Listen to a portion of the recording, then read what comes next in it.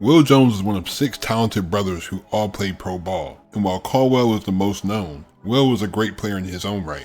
After dominating at Albany State, he was a 5th round pick by the Lakers, but he decided to play in the ABA. He spent 5 years on mediocre Miami and Memphis teams, although he did earn an All-Star appearance in 1972. His career took off for the trade to the Colonels, as he even got to play with his younger brother for a little bit. Wil was only about 6'8", but he played a lot bigger due to his athletic ability. He was a great rebounder and he could step out and knock it down from 15 feet. But his biggest asset was his defense, as he was mobile enough to guard on the perimeter, and while he had a slight build, he could mix it up down low with the bigger forwards. Even on a team with Artis Gilmore, Wil would usually get the toughest defensive assignments, but he did play a valuable role in the Colonels' 1975 title run. He even played a couple seasons in the NBA after the merger. Wil knew his role on the team and he gave his all every time he stepped on the court. He was one of the first of an underrated basketball family to display his talents. Welcome to PG Hoops, and this is another episode of ABA Tales.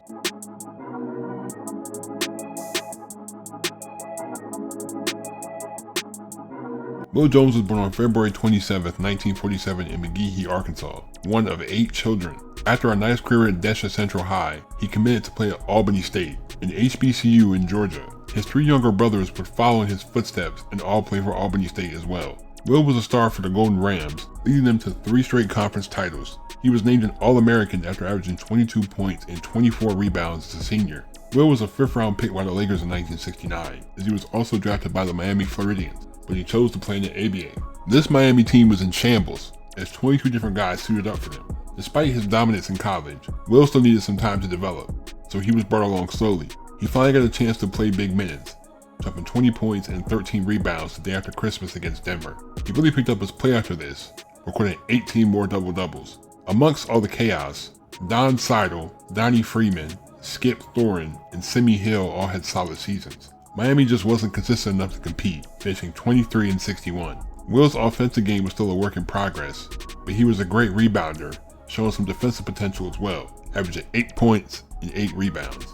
Wil was on the move in the summer as part of a package with Al Cueto and Herb Staggs to the New Orleans Buccaneers for Ron Franz and Dave Nash, but they would be moving to Tennessee, now called the Memphis Pros, as the uniforms were identical, most likely a cost-cutting measure. But that didn't mean that this team wasn't talented. Wil was now a starter, as he shared the front court with Wendell Ladner and Gerald Govan. Wil had a nice 10-game stretch in December, averaging 16 points and 13 rebounds on 52% shooting. He dropped 27 points and 11 rebounds on 10 of 14 shooting against Carolina, and 20 points, 11 rebounds, and 3 assists in the season finale against Carolina again. He was playing quality minutes as a starter, ranking 11th in offensive rebounds and 9th in defensive win shares, as he was actually one of 5 Memphis players in the top 20 in that category, so it made sense that they allowed the fewest points. The Pros still had a losing record, but 41 and 43 was still enough for the playoffs. In his much improved season, Wil averaged 11 points, 8 rebounds, and 2 assists. He was solid in his playoff debut, dropping 15 points, 14 rebounds, and 6 assists, but Memphis was blown out. He had 18 and 12 the next game, but Memphis would lose this one in their next 2 games by 1 point each, being eliminated in a sweep. But the Pros were doomed after this season,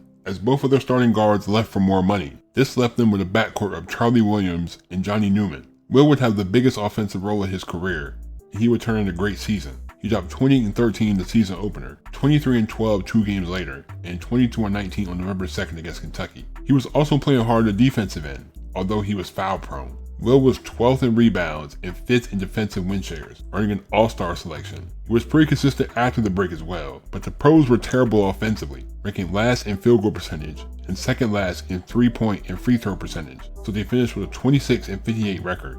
In his best season as a pro, Wil averaged 15 points, 10.5 rebounds, and 2 assists. The Memphis Pros were now the Memphis Tams in 1972, as George Thompson, Randy Denton, and Lee Davis were big contributors. Wil was still a starter, but he wasn't asked to carry the offensive load, so his production would dip a little. He did have another great season opener with 22 points and 10 rebounds, while also flirting with a triple-double against Dallas, dropping 16 points, 9 rebounds, and 7 assists. Wil was showing some real two-way potential as he put up 15 points, 18 rebounds, 3 steals, and 2 blocks against Kentucky, then followed that up with 24 points, 13 rebounds, 4 assists, 6 steals, and 2 blocks against Carolina. But it was more of the same dysfunction he experienced in Miami, as 21 different players got minutes this year. This 24 and 60 record reflected their instability, but Wil averaged 11 points, 8 rebounds, and 1.5 assists. The Tams were still terrible in 1972, but Wilt used his opportunity to be more aggressive on both sides of the ball. He put up 20 points, 12 rebounds, 4 assists, and 4 steals against the Spurs. He had a cold shooting night on December 16th against the Spurs again,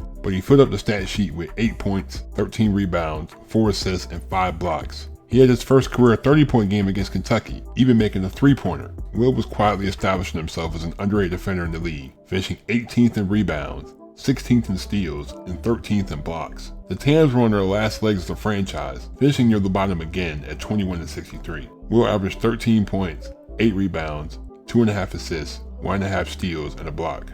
Wilt escaped the dungeon in 1974 when the Tams traded him to the Colonels for cash. He was finally on a contending team, and he would slide down to the small forward. His coach Hubie Brown noticed his defensive abilities and often tasked him with guarding the opponent's best forward. In his second game as a Colonel, he dropped 12 points, 9 rebounds, and 4 blocks. He put up 27 points, 13 rebounds, 3 steals, and 2 blocks on 13 of 16 shooting against the Pacers. Now that he was on a bigger stage, his abilities as a do-it-all forward were finally known around the league. He had 19 double-doubles, dished at least 5 assists in 19 games, recording at least 2 steals in 6 games, and 2 blocks in 8 games. He joined Artis Gilmore on the first team all-defense, as the Colonels looked like a tough team to beat in the playoffs, finishing 58-26. Wilt averaged 13 points, 7 rebounds, 3 assists, and 1.5 steals on a career-high 48% shooting. He had 20 points, 5 rebounds, and 4 assists in a tiebreaker game against New York for the top seed, as they would win by 9. They earned a relatively easy matchup against the Sounds, and Wilt was solid in his role, dropping 12 points, 18 rebounds, and 5 assists in the closeout Game 5. The Nets were upset by the Spirits in the semifinals, so Kentucky was more of a mismatch against them, winning an easy 5-game series. Their first road test was in the finals against the Pacers. Wilt shot 37% in this series, but Kentucky was too much for Indiana, winning Game 5 on their home floor to secure the title. The Colonels had gotten rid of Dan Issel in the offseason, so Caldwell Jones was signed to be his replacement, as Wilt was teammates with his younger brother for a short time, before he was eventually traded to St. Louis for Maurice Lucas. Wilt still continued in his utility role for Kentucky, dropping 19 points, 12 rebounds, 3 assists, 4 steals, and 2 blocks against New York, and 26 points and 19 rebounds against the Spurs. He finished in the top 20 for rebounds, blocks, and defensive win shares. Artis was still great, while Maurice was an all-star and Bird Abbott had his best season as a pro. But the walls were closing in on the end of the ABA, but Kentucky is one of the best teams left, finishing 46-38. Wilt averaged 14 points, 7.5 rebounds, 2.5 assists, and a steal as they faced Indiana in a 3-game first-round series. Wilt had 24 points, 10 rebounds, and 5 assists in Game 1, and 15 points, 10 rebounds, 4 assists, and 3 steals in Game 3. The Colonels won this one to advance and face the Nuggets in the second round, and Wilt was solid, but Kentucky was blown out in Game 7.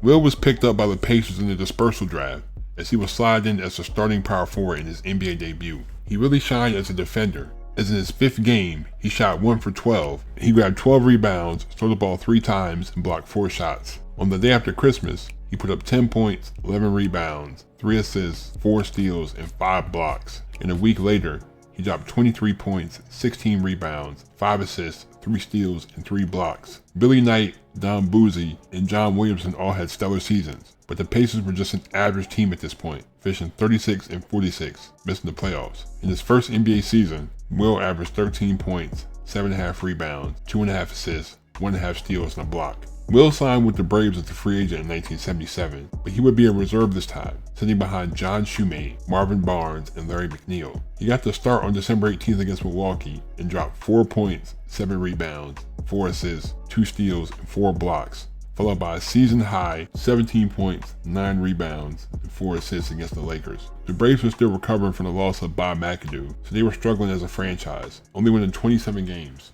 Wilt averaged 7 points, 4 rebounds, and 1.5 assists. Wilt decided to call it quits at just 30 years old, but seeing his 3 younger brothers playing in the NBA must have been nice for him.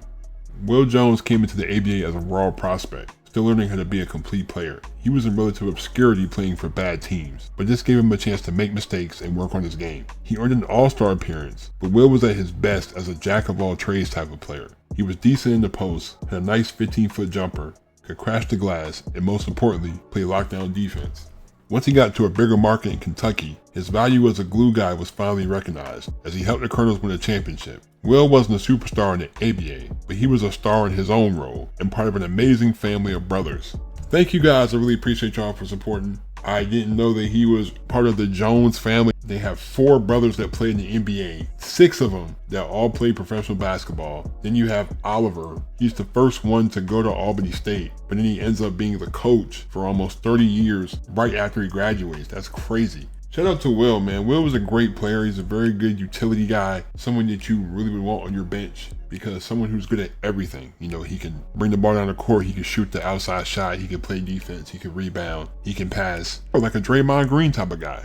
Thank you for watching. I really appreciate y'all. Shout out to Wil Jones. Shout out to the Jones family, because that's really nice to have 6 of your brothers be involved in major professional basketball. That is fire. Thank you. I really appreciate y'all. If you would like to enjoy, hit that subscribe button if you to the channel. Turn my post notifications on if you haven't already. Thank you. Please be safe. Stay on the grind. I'm out. Peace.